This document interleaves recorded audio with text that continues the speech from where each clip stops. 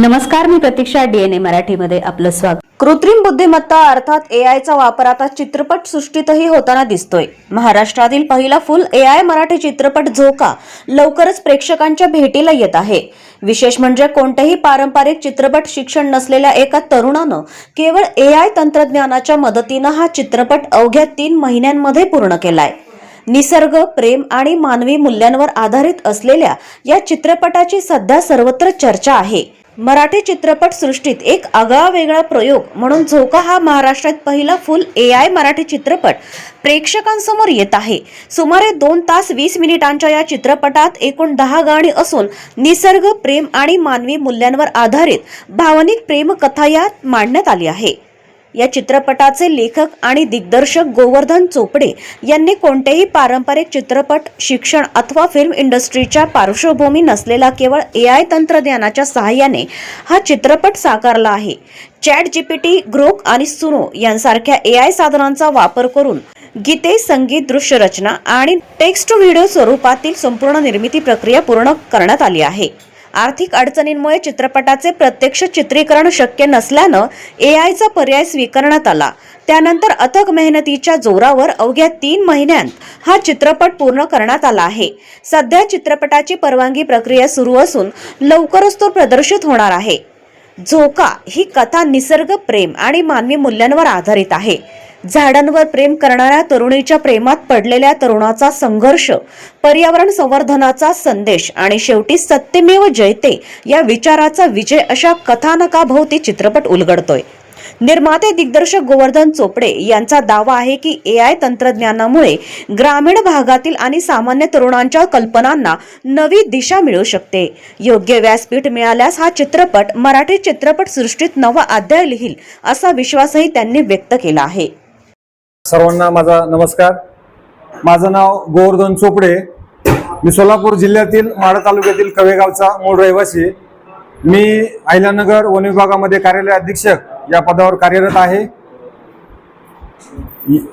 AI तंत्रज्ञानाचा वापर करून झोका नावाचा मराठी चित्रपट 2 तास 10 मिनिटाचा चित्रपट असून या चित्रपटामध्ये 10 सॉंग्स आहेत आणि हा चित्रपट पर्यावरणावर आधारित आहे.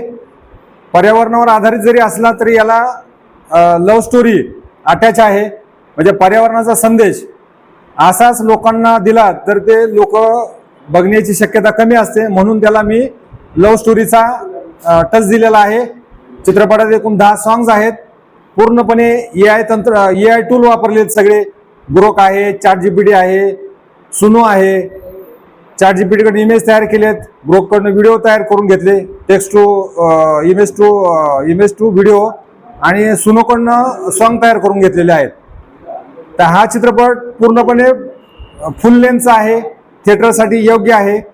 तर माझी प्रेक्षकांना विनंती आहे, म्हणजे मी प्रोड्युसर लोकांनाही आग्रह केला की हा चित्रपट आपण बनवावा. यासाठी मी बऱ्याच प्रोड्युसरांना भेटलो होतो, परंतु असं कोणी मला चित्रपट स्वीकारणारा आणि निर्माण करणारा भेटला नाही. मग मी माझी स्टोरी काही दिवस अशीच बाजूला ठेवली होती. त्यानंतर एआय तंत्रज्ञान आलं. मग त्याचं जरा थोडी माहिती घेतली यूट्यूबकडनं वगैरे आणि थोडा बनवून बघितल्यानंतर माझ्या लक्षात आलं की हे होऊ शकतं. मग मी हे सगळा वापर करून अख्खा 2 तास 10 मिनिटचा चित्रपट तयार केला आहे आणि तो पूर्ण तयार आहे. आव्हान मी असं करू इच्छितो की जर पर्यावरणावर खरंच ज्यांचं प्रेम आहे आणि ज्यांना एखादी चांगल्या दर्जाची कलाकृती निर्माण करू वाटत आहे, अशा निर्मात्याने जर मला संपर्क केला तर एक चांगला प्रोजेक्ट होऊ शकतो, एक चांगला संदेश समाजापर्यंत जाऊ शकतो. आणि यातून माझी काही अपेक्षा नाही, एक चांगली संदेश समाजापर्यंत पोहोचवायचा आहे. कारण माणूस कसा आहे, एखाद्या हलवाईकडे गेला, लाडू बिडू असले चांगले तर काय बेस्ट लाडू होते, पण एक झाड मातीतून चांगले चांगले फळं तयार करतं. त्याच्याकडे लोकांचं दुर्लक्ष होत आहे. म्हणजे झाडे किती महत्वाचं आहे की आज आपण ज्या सगळे फळं खातो, सगळे हे खातो, हे मातीतून तयार करतं. याचं महत्व माणसाला कमी आहे.